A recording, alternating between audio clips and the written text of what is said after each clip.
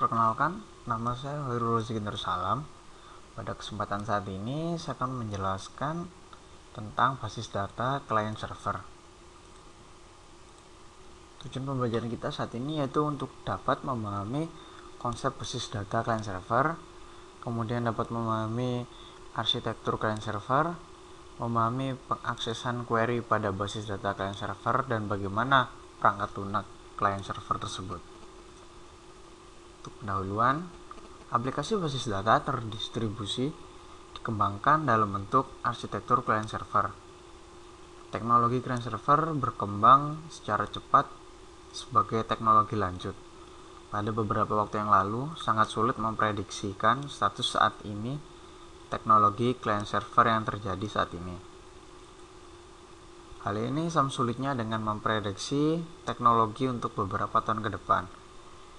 Beberapa faktor yang berpengaruh pada fungsi client server atau keduanya melibatkan perangkat keras dan perangkat lunak, protokol network, teknologi LAN WAN, dan komunikasi. Penurunan biaya dari beberapa faktor tersebut menyebabkan semakin besar kemungkinan mempunyai sistem yang kuat. Arsitektur client server.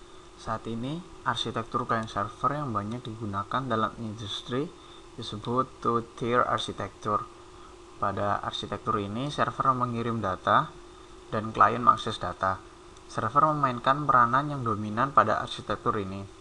Keuntungan sistem ini adalah kesederhanaan dan kompatibilitas dengan sistem yang legal. Arsitektur client server yang dikembangkan kemudian yaitu three tiers arsitektur. Pada model ini, layer direpresentasikan sebagai host, server, dan klien. Server memainkan peranan sebagai penengah dengan mengirim aturan bisnis yang berupa prosedur atau constraint yang digunakan untuk mengakses data dari host. Klien berisi antarmuka atau GUI dan beberapa aplikasi tambahan mengenai aturan bisnis. Kemudian, server bertindak sebagai conduit of passing, memproses data dari host ke klien, di mana kemudian diproses atau difilter dan dipresentasikan ke pemakai dalam format GUI. Antarmuka pemakai, aturan, serta pengaksesan data bertindak sebagai three tiers. Klien biasanya dihubungkan ke server melalui LAN dan server dihubungkan ke host melalui WAN. Klien melakukan remote yang dihubungkan ke server melalui WAN juga. Sistem ini sangat cocok untuk perusahaan besar di mana basis data terpusat dapat disimpan dalam host dan biaya pembangunan LAN dan WAN dapat diatur dan dioptimasi menggunakan teknologi yang baru untuk setiap bagian yang berbeda dalam organisasi. Pengaksesan query pada basis data client server. Bagaimana membagi fungsi DBMS antara klien dan server tidak ditemukan, sehingga banyak pendekatan yang berbeda ditawarkan. Satu kemungkinan yaitu memasukkan fungsi dari DBMS terpusat pada level server. Sejumlah DBMS relasional menggunakan pendekatan ini, di mana SQL Server disediakan untuk klien. Setiap klien harus menggunakan query SQL yang tepat dan menyediakan antarmuka pemakai dan fungsi antarmuka untuk bahasa pemrograman. Karena SQL adalah bahasa standar relasional, berbagai SQL Server, meskipun disediakan oleh vendor yang berbeda, dapat menerima perintah SQL. Klien juga merujuk pada data dictionary yang di dalamnya terdapat informasi pada data distribusi di antara server SQL yang berbeda, sebagai modul untuk dekomposisi query global ke dalam sejumlah query lokal yang dapat dieksekusi pada berbagai tempat.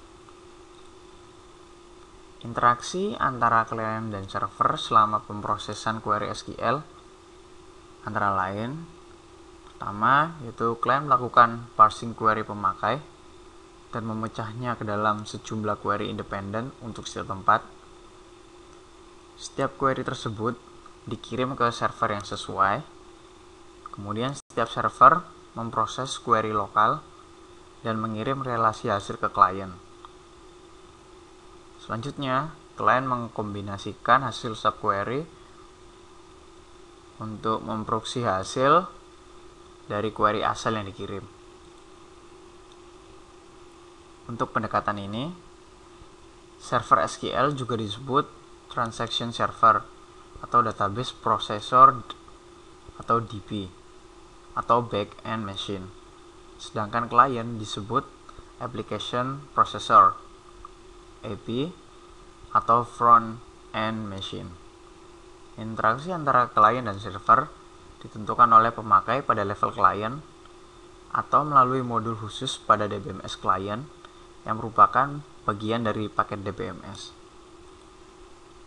Sebagai contoh, pemakai mengetahui apa data yang dikirim setiap server, membagi permintaan query ke subquery secara manual, dan mengirimkan subquery secara individu ke tempat yang berbeda. Tabel hasil dikombinasikan secara eksplisit dengan query user pada level klien. Alternatif lain adalah mempunyai modul klien yang melakukan kegiatan di atas secara otomatis. Dalam DBMS yang banyak digunakan, model perangkat lunak dibagi ke dalam 3 level. Pertama, perangkat lunak server bertanggung jawab pada manajemen data lokal. Kebanyakan sama dengan perangkat lunak DBMS.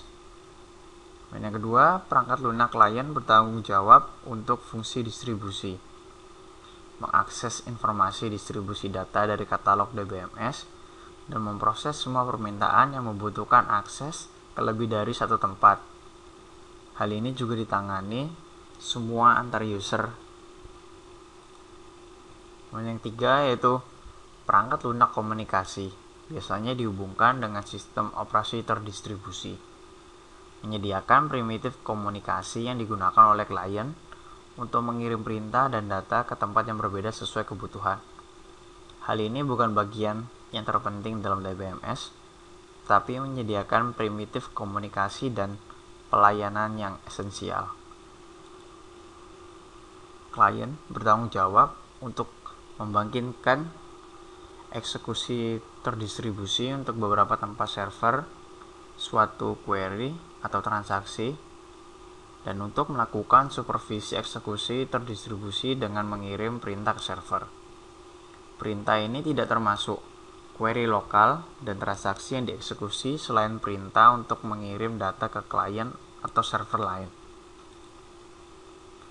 Fungsi lain dikontrol oleh klien atau koordinator adalah menjamin konsistensi dari copy replika dari item data dengan teknik concurrency control terdistribusi global.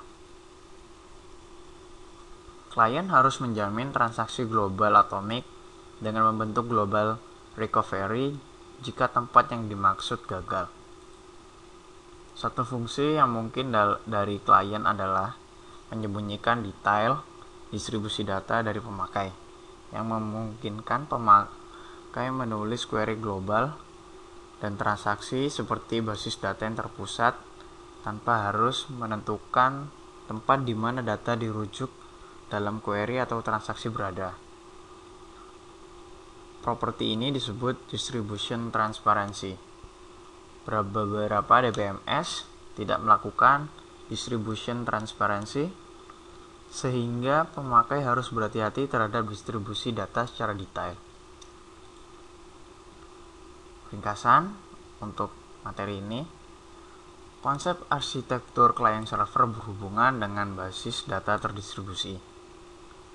Arsitektur client server yang dikembangkan saat ini menggunakan 3-tier arsitektur, di mana terdapat 3 komponen utama, yaitu host, server, dan client. Pengaksesan query dilakukan dengan cara klien melakukan permintaan query dengan mengirimkan subquery ke beberapa tempat server, dan setelah server mengirimkan hasilnya ke klien mengkombinasikan hasil subquery ke query asal. Modul perangkat lunak yang terdapat pada DBMS dapat dibagi dalam 3 level, yaitu perangkat lunak server, perangkat lunak client, dan perangkat lunak komunikasi.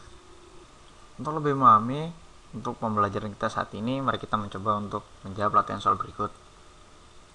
Yang pertama, apa yang dimaksud dengan sistem client server? Sistem client server adalah server bertugas menyiapkan data, kemudian klien mengakses data. Di sini server memainkan peranan yang dominan pada arsitektur sistem client server ini. Keuntungannya yaitu dalam segi kesederhanaan dan kompatibilitas dengan sistem yang legal.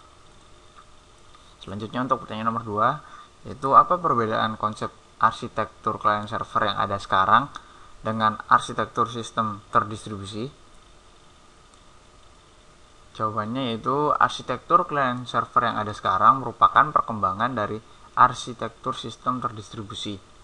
Jadi pada dasarnya arsitekturnya hampir sama. Untuk nomor 3, sebutkan bagaimana tugas host server dan server pada three-tier arsitektur. Jawabannya yaitu host server dan client server memainkan peranan sebagai penengah dengan mengirimkan aturan bisnis berisi prosedur atau constraint yang digunakan untuk mengakses data dari host. Klien berisi antarmuka GUI dan beberapa aplikasi tambahan mengenai aturan bisnis.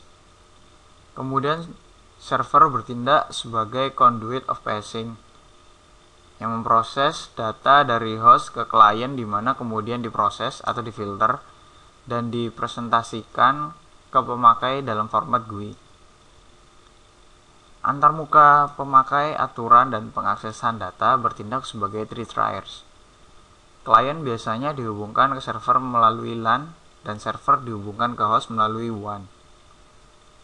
Klien melakukan remote yang dihubungkan ke server melalui WAN juga. Untuk pertanyaan nomor 4, jelaskan bagaimana pengaksesan query dari klien ke server dan hasil query dari server ke klien. Jawabannya yang pertama, klien melakukan parsing query pemakai dan memecahnya ke dalam sejumlah query independen untuk setiap tempat. Setiap query tersebut dikirim ke server yang sesuai.